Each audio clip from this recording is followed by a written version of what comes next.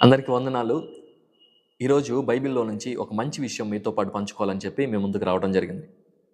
హెబ్రీయులకు రాసినటువంటి పత్రిక 10వ అధ్యాయం 24, 25 వచనాల్లో ఈ విధంగా ఉంది. కొందరు మానుకొనుచున్నట్లుగా సమాజముగా కూడుట మానక ఒకరినొకడు హెచ్చరించుచు ఆ దినము సమీపించుట మీరు చూచిన కొలది మరి ఎక్కువగా అలాగు చేయుచు ప్రేమ చూపుటకును సత్కార్యములు చేయుటకును ఒకరినొకడు పురుకొల్పవలెనని ఆలోచింతుము. ఈ మాట పౌలు గారు హెబ్రీ సంఘానికి రాస్తూ ఉన్నారు. రాస్తూ చెప్తా ఉన్నాడు కదా, కొంతమంది సంఘానికి రావటం మానేశారట. ఈ రోజుల్లో కూడా చాలామంది ఏ ఆలోచన కలిగి ఉంటారంటే, మేము లైవ్లో చూస్తున్నాం కదా, వాక్యం వింటున్నాం కదా, మేము ఇంటి దగ్గరే ఉండి ప్రార్థన చేసుకుంటున్నాం కదా, ఇంటి దగ్గరే ఉండి దేవుని ఆరాధించుకుంటున్నాం కదా, మందిరానికి వెళ్ళకపోతే ఏమవుతుంది అని చెప్పి ఈరోజు చాలామంది ఆలోచన చేస్తూ ఉన్నారు. ఈ ఆలోచన ఇప్పుడు జనాంగానికి మాత్రమే కాదు, కానీ ఆ రోజుల్లో కూడా ఆది సంఘంలో కూడా ఇలాంటి ఆలోచనలు ఉన్నాయి. అందుకనే పౌలు గారు వారికి చెప్తున్నారు కదా, కొందరు మానేసినట్లు మీరు మానేయమాకండి.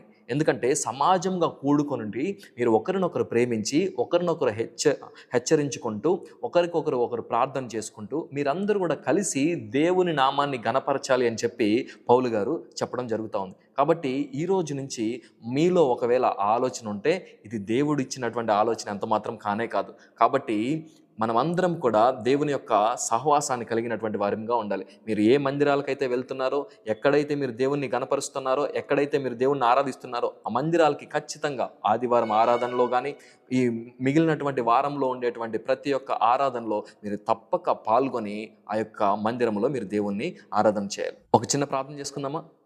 అందరం కళ్ళు మూసుకుందాం. కనికరమ కలిగిన మా తండ్రి, నీకు వందనాలు స్తోత్రాలు చెల్లిస్తూ ఉన్నాం. అవును, నీ యొక్క వాక్యం సెలవిస్తూ ఉంది, మీరు సమాజంగా కూడట ఎంత మాత్రము మానడానికి వీల్లేదని.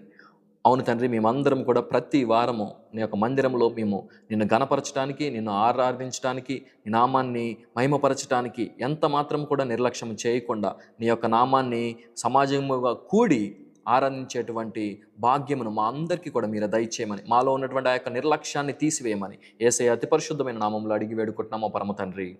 ఆమెన్.